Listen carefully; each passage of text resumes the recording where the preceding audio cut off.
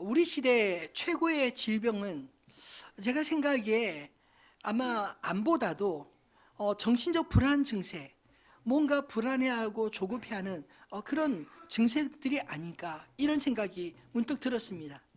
이 불안과 두려움은 이전 시대에도 분명히 있었을 텐데, 옛날과 현대의 차이라고 한다면 오늘 우리 시대는 사실 몰라도 될 것을 너무나 많이 알아서 더 두려워진 그런 시대를 살고 있는 게 아닐까요? 적당히 몰라도 사는데 전혀 지장이 없지만 사실 정보가 늦으면 뒤처질 것 같은 불안감 때문에 여기저기 정보를 찾아다니고 그것을 알므로 좀 더 편안해지고 여유로워지면 좋을 텐데, 오히려 알면 알수록 그저 몰랐을 때 차라리 편하게 마트에 가서 아무거나 사 먹을 수도 있었을 텐데, 좀 알고 나니까 사 먹을 것도 없더라고요. 뭐 콩나물에 농약이 어떻게 좀 들어갔다고 하면 콩나물 못 먹고요. 뭐 두부를 어떻게 만들었다면 두부 못 먹고, 작년에는 계란 파동을 한번 또 심하게 겪었지 않습니까? 사실 바른 정보를 우리가 접할 때도 있지만 때로는 과장된 혹은 거짓 정보도 여과 없이 접할 수 있기 때문에 더 문제가 아닐까요? 몇 년 전 우리나라의 신종플루와 또 메르스 사태에서 경험한 것처럼 사실 소통이라는 것, 정보라는 게 얼마나 한계가 많은지 우리가 잘 알고 있지 않습니까? 그리고 또 그런 정보들이 우리의 마음을 또 과도하게 불안하거나 어렵게 만들지는 않았나요? 요즘은 북한발 두려움은 평창 올림픽 덕분에 잠시 잠잠해진 것 같은데, 오늘 새벽 이 포항에서 강도 4.6 지진이 발생했다는 문자 다 받으셨죠? 저도 자고 있다 갑자기 띵동 소리 들려서 깨보니 그 지진이 났다고. 그 소리를 듣는데 갑자기 몸이 움직이는 것 같더라고요. 침대가 막 흔들흔들 하는 것 같고, 이런 느낌 받았습니다. 이제 예전에는 지진이 전혀 일어나지 않는 나라라고 그렇게 생각했는데, 이제는 지진이라는 생소한 두려움을 일상으로 여겨야 되는 그런 시대를 살고 있지 않나, 이런 생각도 듭니다. 오늘 우리가 읽은 이 본문의 말씀은 사실 두려움을 느끼는 사람들의 이야기를 소개하고 있습니다. 누구의 두려움일까요? 성전에서 복음 전하다가 잡혀서 하룻밤 감옥에 갇혔던 베드로와 요한의 두려움입니까? 아니면 그들을 핍박하며 입을 막기 위해 애쓰던 그 당시의 종교 지도자들의 두려움이었을까요? 제가 보기에 후자의 두려움이라고 생각합니다. 정치적으로나 종교적으로 자신들의 잠재적 적으로 규정하고 로마의 힘을 빌려 십자가에 못 박아 죽인 예수의 이름, 이제는 그 이름이 사라졌겠지 안도하고 있을 때 또다시 그 예수의 이름으로 예루살렘이 소동하기 시작했습니다.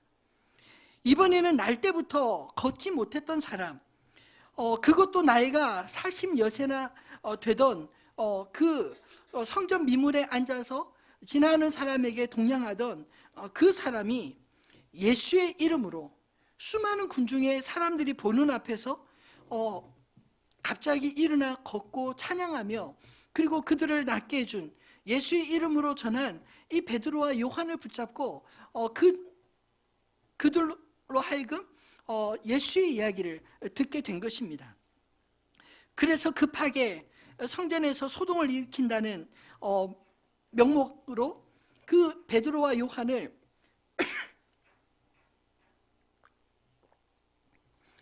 잠시 가두어 놓고 하룻밤이 지났습니다. 그 다음 이튿날 이 베드로와 요한을 어떻게 처리해야 될까? 죄송합니다.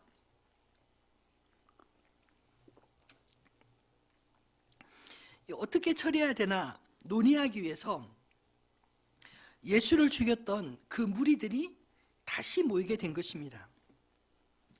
여러분, 베드로나 요한의 입장에서 사실 이 상황은 두려운 상황 아닌가요? 베드로의 경우 대제사장이 뜰에서 재판받던 예수님의 모습을 지켜보다가 여종 앞에서 예수를 3번씩이나 그것도 저주하며 부인하고 도망했던 전적이 있었던 사람 아닙니까? 바로 예수를 잡아 죽여자고 앞장서고 예수님을 로마의 빌라도 앞에 세워 십자가에 못 박게 한 바로 그 사람들 앞에 지금 베드로와 요한이 그들 한가운데에 서서 예수님처럼 신문받고 있었던 상황입니다. 분명히 그 상황으로 보면 베드로나 요한은 굉장히 두려웠던, 아마도 자기들도 예수님처럼 이제 십자가를 져야 하나? 이런 두려움을 가질 상황이 아니었겠습니까? 근데 본문을 자세히 살펴보면 사실은 두려워하고 있는 사람은 베드로와 요한이 아니라 오히려 그들의 입을 좀 막아보려고 애쓰는 그 당시에 그 재판을 진행하던 사람들이었던 것을 발견하게 됩니다. 오히려 두려울 수 있는 상황임에도 불구하고 침착하게, 담대하게 스스로를 변호할 뿐 아니라 예수를 죽인 법정에서 오직 예수의 이름만이 구원을 받을 만한 유일한 이름이라 주장하는 이 사도들의 용기와 힘은 도대체 어디서 나올까요?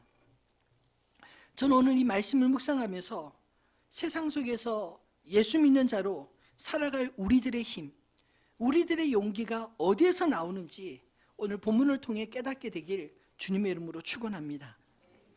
첫 번째로 사도들의 용기와 힘은 바로 진실의 힘이었습니다. 성전에서 대제사장들과 관리들과 장로들과 서기관들 앞에 신문 받고 있는 제자들에게 그들이 요구한 것은 단 한 가지였습니다. 18절 말씀 한번 같이 읽어볼까요? 그들을 불러 경고하여 도무지 예수의 이름으로 말하지도 말고 가르치지도 말라 하니, 즉 예수의 이름을 더 이상 언급하지 말아라. 그들이 알고 있는 진실에 침묵하라. 이런 요구 아닙니까? 이미 예수를 죽였던 사람들의 이 실제적인 협박을 받았을 때 사도들은 뭐라 했을까요? 19절 20절 말씀도 같이 한번 읽어보겠습니다. 베드로와 요한이 대답하여 이르되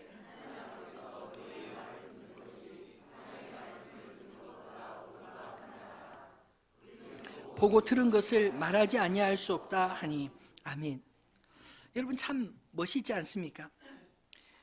사실 불과 50일 전만 해도 상상할 수 없는 이런 용기와 배짱, 힘이 어디에서 나왔을까요?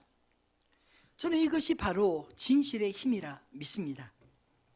이전에는 진실 앞에서도 비겁하게 눈 감고 부인하며 도망쳤던 제자들이었지만 성령께서 그들 안에 충만하게 진리의 빛을 마음에 밝히시고 그 이름으로 병든 자를 고친 착한 일에 대해 침묵하라는 협박조차 이제는 분명하게 함가할 수 있는 용기를 제자들이 갖게 된 것입니다. 여러분, 진리는 억압을 받아도 진리인 것입니다. 그러나 거짓은 아무리 편안하고 잘 되는 것 같아도 그것은 거짓인 것입니다. 요즘 우리 사회를 보면서 저는 세월이 지나니 이전에 죄인 취급받던 사람들이 오히려 의인이 되고 당시에 핍박하던 그런 권력이 불과 몇 년 혹은 십수년 만에 죄인이 되는 그런 현실들을 여러분 목격하고 있지 않나요? 저는 어떤 정치적인 입장을 말하고자 하는 것이 아닙니다. 진실의 힘을 말씀하고자 하는 것입니다. 거짓은요, 그 토대가 약하기 때문에 아무리 감추고 감추려 할지라도 반드시 드러나고 무너질 수밖에 없습니다. 거짓은 반드시 폭로될 수밖에 없다는 것입니다. 그러나 진실은 아무리 감추려 해도 또 진실 역시 언젠가 다 드러날 수밖에 없지 않겠습니까? 여러분, 우리가 믿고 전하는 것이 진실과 진리라면 무엇을 두려워하십니까? 오히려 내가 믿는 것이 진실이라는 것을 잘 모르기 때문에 사람들 앞에 내가 믿는 것에 대해서 두려워하고 있는 것은 아닌가요? 하나님과 그의 행하신 일들, 그 말씀이 진리라는 것을 내가 믿지 못하기 때문에 세상 속에서 크리스찬이라는 것, 그 드러내지 않고 숨기며 살고 있지 않습니까? 요한복음 8장 32절에 보면 진리를 알지니 진리가 너희를 자유롭게 하리라 말씀하셨습니다.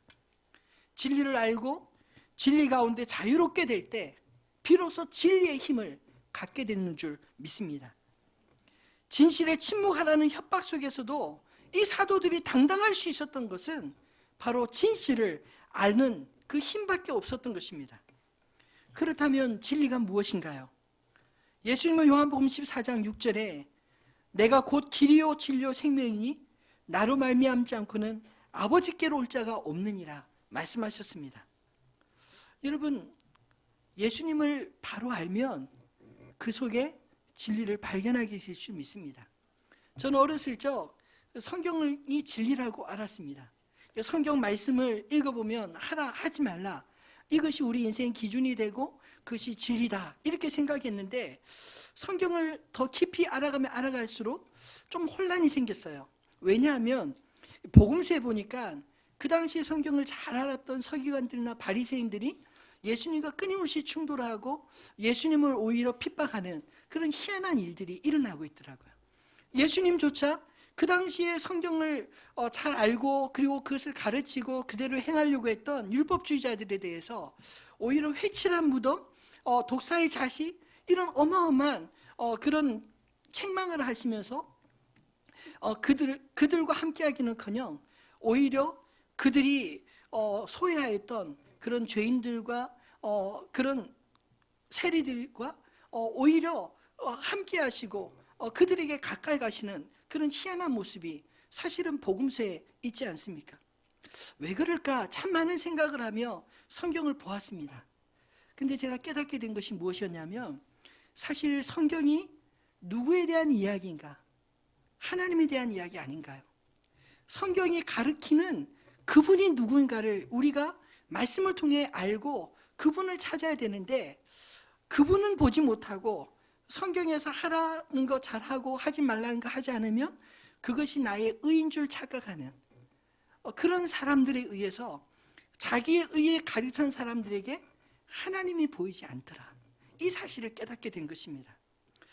그러나 하나님의 아들로서 하늘 보좌를 버리시고 육신을 입고 이 땅에 오셔서 자신을 십자가에 내어주신 그 예수 그리스도의 사랑을 만날 때, 하나님 아버지의 진정한 그 진심을 경험할 때 비로소 우리 안에 죄책감과 우리 안에 억압된 모든 분노로부터 자유케 되는 그런 은혜를 발견하게 된 것입니다.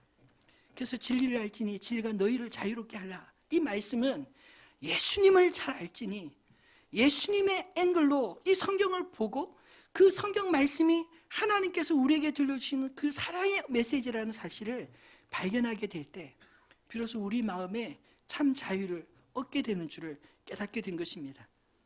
여러분, 사실 예수님께서 진리를 알지니 진리가 너희를 자유롭게 하리라, 내가 곧 길이요 진리요 생명이니 나로 말미암지 않고는 아버지께로 올 자가 없느니라, 이 말씀은 우리로 고민하게 만드는 말씀입니다. 왜냐하면 적당히 4대 성인 중에 한 사람 이 정도로 예수님을 따를 존재가 아니라 그 예수님이 진리 아니면 비진리, 이 두 가지밖에는 선택이 없기 때문입니다.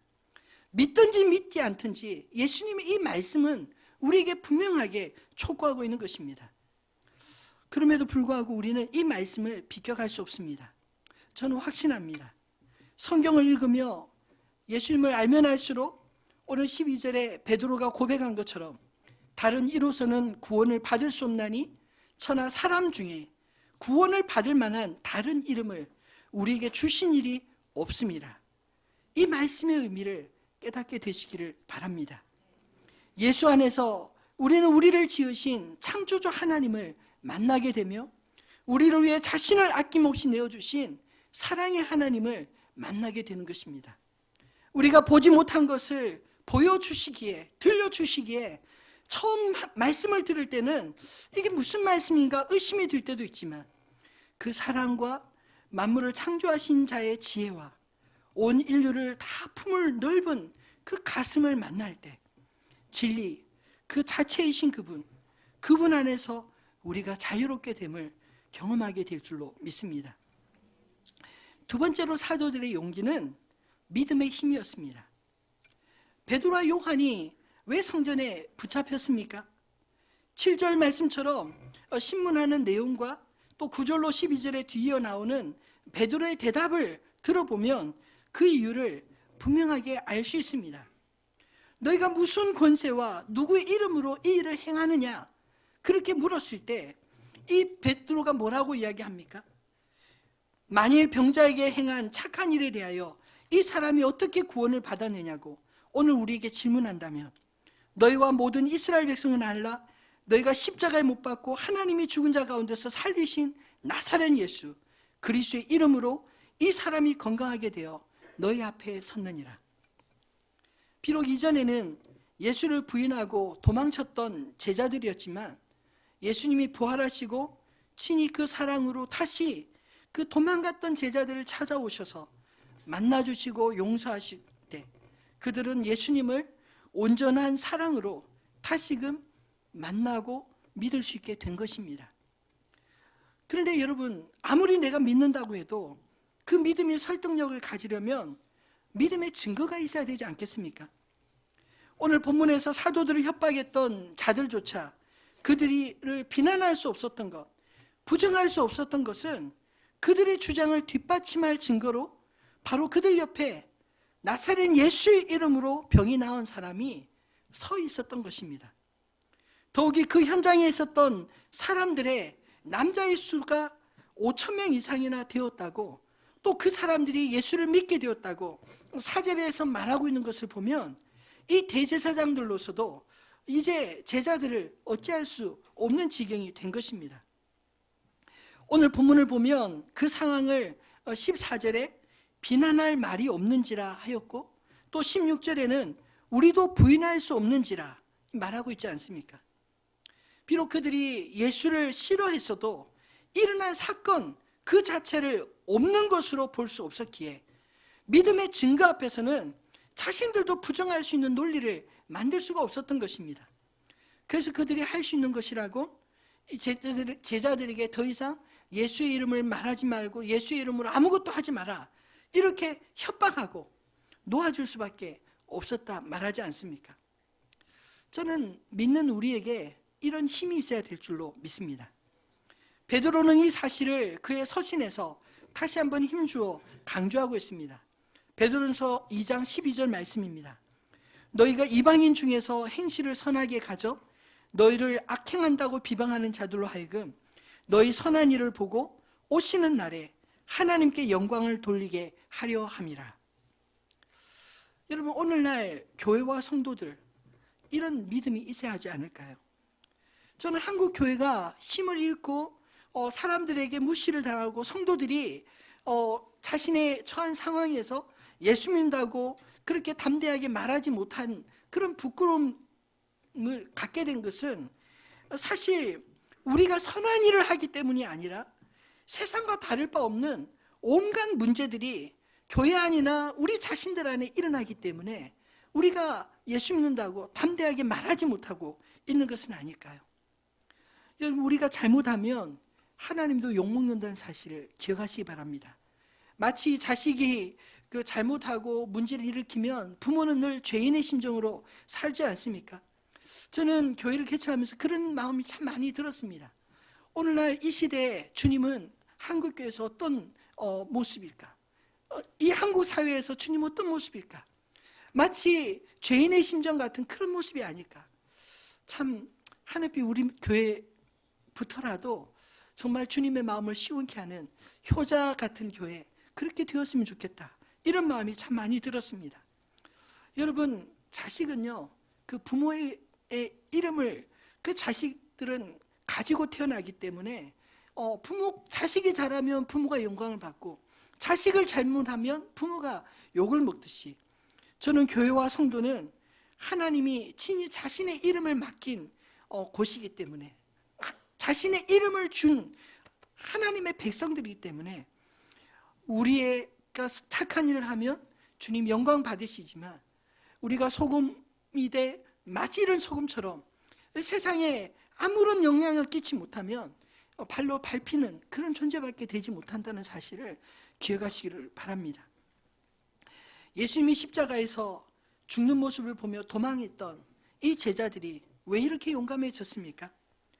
죽음을 두려워하지 않게 된 이 용기가 어디서부터 시작되었을까요? 예수님을 통해 죽음과 부활을 그들이 친히 목격한 증인이었기 때문 아닐까요? 죽음이 끝인 줄 알며 그 두려움 속에 살던 자들에게 예수님은 천국 복음을 끊임없이 말씀해 주셨습니다. 하나님 나라에 대해서 우리가 가보지 않았기 때문에 잘 알지 못했는데 예수님은 하나님 나라에 대한 수많은 비유를 통해 우리에게 그 나라를 사모하게 하셨습니다. 그리고 예수님이 우리가 가장 두려워하는 죽음 이후의 세계에 대해서 주님이 십자가에 죽으시고 부활하심으로 죽음이 끝이 아니라는 사실을 우리에게 가르쳐 주지 않습니까? 베드로와 요한이 예수님의 이 죽음과 부활, 승천을 통해서 그들의 믿음의 눈이 뜨이게 된 것입니다. 많은 사람들이 오해하는 것, 저는 믿음은 상식적이 아니고 단지 그들만의 신념이라는 생각들이 저는 오해라고 생각합니다. 여러분, 우리가 믿음을 갖게 되는 과정도 사실은 신뢰가 쌓였기 때문에 하나님의 말씀을 믿고 순종했을 때 어떤 일이 일어나는지 우리가 경험했기 때문에 그 말씀을 신뢰하고 믿을 수 있게 된 것 아닙니까? 우리가 기도할 때 하나님께서 들으시고 응답해 주시는 것을 우리가 경험하고 살아가기 때문에 그 하나님을 믿을 수 있는 것 아닌가요? 만약 우리가 그 믿음의 과정에서 내가 이해할 수 없는 비논리적이고 비상식적인 일들을 만난다면 어떻게 우리가 믿음이 자랄 수 있을까요?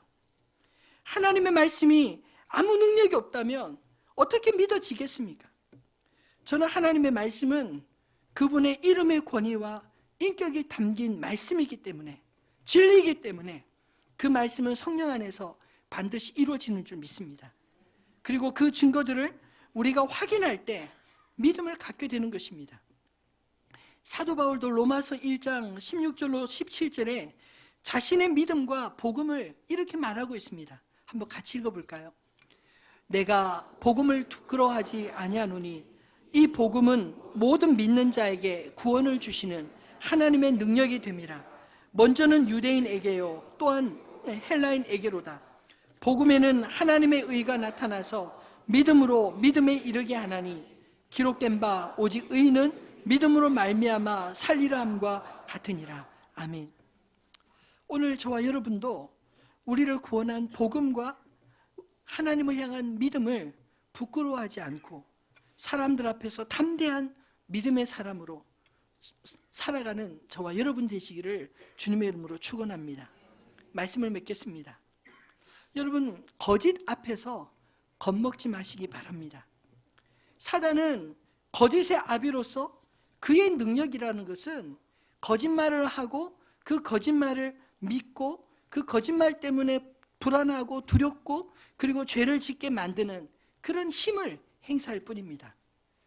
그러므로 우리가 사단의 거짓말을 믿지 않고 오히려 우리 안에 진리가 견고하게 서 있으면 사단이 어떤 위협과 협박을 해도 우리가 그 안에서 두려워하지 않을 수 있는 것입니다. 우리 안에 두려움으로 역사하려는 사탄의 맞설 힘은 진리, 진실의 힘, 믿음의 힘밖에는 없는 것입니다. 지금 당장에는 거짓이 세력을 가지고 있고 승리하는 것처럼 보여도 앞에서 말씀드린 것처럼 거짓의 기초는 거짓 위에 세워졌기 때문에 그것은 반드시 어느 순간 들통나고 무너질 수밖에 없는 것입니다. 그러므로 여러분, 거짓 앞에 타협하지 마시고 절대 겁먹지 마시기 바랍니다. 오히려 진실 앞에 담대하십시오. 여러분의 믿음을 부끄러워하지 말고 하나님을 향한 믿음으로 담대하게 행하면 하나님께서도 그 믿음을 부끄럽게 하지 않으실 줄 믿습니다. 끝으로 마태복음 10장 26절로 33절 말씀에서 예수님께서 제자들에게 거짓의 두려움에 어떻게 맞서야 하는지 알려주신 말씀을 함께 읽고 마치겠습니다. 우리 마태복음 10장 26절부터 함께 읽겠습니다. 그런즉 그들을 두려워하지 말라. 감추인 것이 드러나지 않을 것이 없고 숨은 것이 알려지지 않을 것이 없느니라. 내가 너희에게 어두운 데서 이르는 것을 광명한 데서 말하며 너희가 귓속말로 듣는 것을 집 위에서 전파하라. 몸은 죽여도 영혼은 능히 죽이지 못하는 자들을 두려워하지 말고 오직 몸과 영혼을 능히 지옥에 멸하실 수 있는 이를 두려워하라. 참새 2마리가 한 아사리온에 팔리지 않느냐? 그러나 너희 아버지께서 허락하지 아니하시면 그 하나도 땅에 떨어지지 아니하리라. 너희에게는 머리털까지 다 세신 바 되었나니 두려워하지 말라. 너희는 많은 참새보다 귀하니라. 누구든지 사람 앞에서 나를 시인하면 나도 하늘에 계신 내 아버지 앞에서 그를 시인할 것이요 누구든지 사람 앞에서 나를 부인하면 나도 하늘에 계신 내 아버지 앞에서 그를 부인하리라. 아멘. 여러분, 예수님께서 십자가에 못 박혀 죽으신 것이 그것이 재수없어서입니까? 아닙니다. 그것이 사람들에 의해서입니까? 아닙니다. 빌라도가 예수님과 독대할 때 내가 너를 살리고 죽일 수 있는 권세가 있는 줄 모르느냐? 나한테 자신을 한번 변호해보라고 그렇게 말할 때 예수님 뭐라고 대답하셨나요?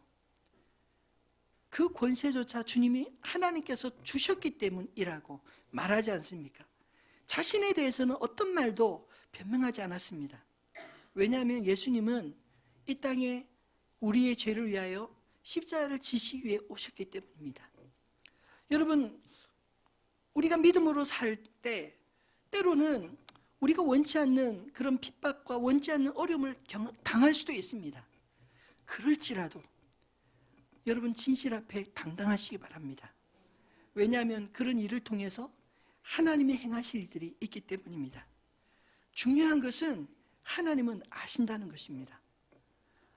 몸은 멸하여도 영혼까지 멸하지 못하는 그 자들을 두려워하지 말고 오직 몸과 영혼을 함께 멸하시는 하나님을 두려워하라. 그렇게 말하고 있지 않나요? 여러분, 진실은 결코 감춰질 수 없습니다. 사람들 앞에서 우리가 주를 시인하면 주도 우리를 하나님 앞에서 시인하신다고 말씀하시지 않나요? 저는 하나님이 기억하실 사람, 진실의 힘과 믿음의 힘으로 승리하는 저와 여러분 되시기를, 하늘빛 우리 교회 되기를 주님의 이름으로 축원합니다.